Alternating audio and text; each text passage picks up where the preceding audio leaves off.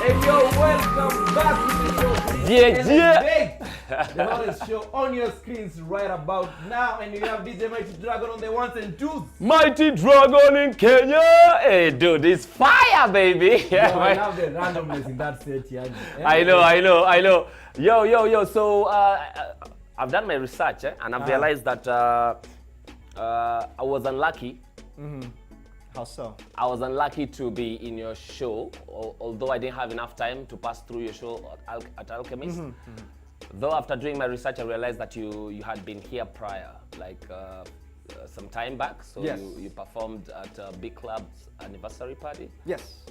And also Excess Millionaires. So my question is, how did you get to find yourself like in doing your gigs all over the world? How did you come to be told about Kenya? Well, that's a complicated story. Of course, I grew up in New Jersey. Okay. Very multicultural place, like here in Kenya. The way we DJ, or I grew up listening to DJs in New Jersey, we have a whole bunch of different cultures. Like I was explaining before, it was just a melting pot. So everything was aggressively mixed. Everybody tried to touch everybody. Everybody wanted to be represented in a single segment. Sometimes DJs will just go bomb, like in 10 minutes, they can mix 20 different genres sometimes. Yeah. Some of those really good DJs. So that's when I first started learning how to DJ at the age of like 16. You know, I was somewhere around, because I remember I was still in high school. Yeah. And then I joined the Army. For real? Yeah, I joined the Army. This is interesting. Yeah, I joined the Army under President Bush. What? So you know what we were doing back then, right? So I had to set DJing aside just for a little bit, but it didn't make me stop DJing. So yes, I got sent to Iraq. For real? Yeah. Yo, that's crazy. It's like a movie. Yes. But we're gonna keep going with this DJ story. I didn't go to Iraq with just my weapon and my stuff. I actually took two CDJ, what were they? CDJ, like the, not even the 1000s. This is the one prior to the 1000s. You put the CD on one side and it had a platter in the other. I had one of those and another regular CD and a freaking 2-channel mixer. Okay. And I was DJing on my off time in Iraq. Yo. And guess who was out in Iraq with us? Okay. Who? Kenyans. Yeah. Kenyans. Yeah. So, and this is where I learned this phrase, Kenyans love to party. Because I was DJ for Americans and American soldiers out there. We have like this little tent and we'll have speakers going.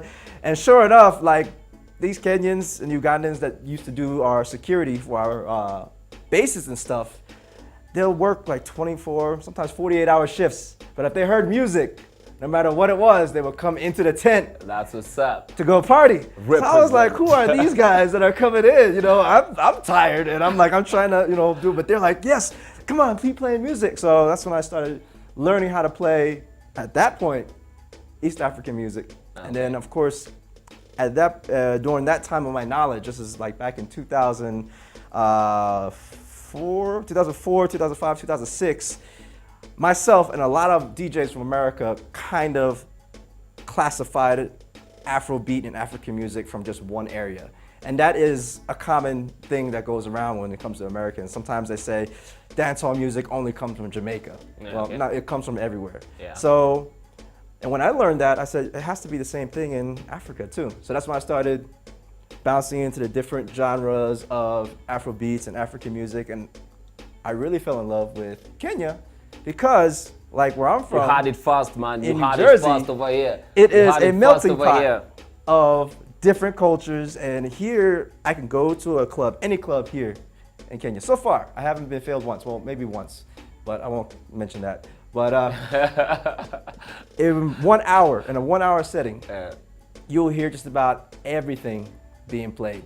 And everybody just loves to enjoy themselves, which is great.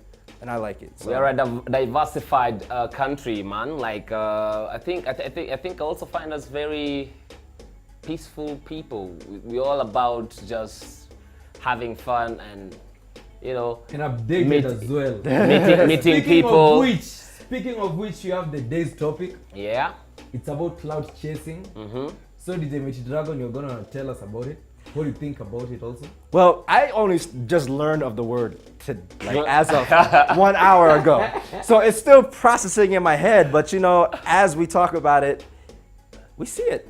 And I think even there's Cardi B and Offset just dropped a track.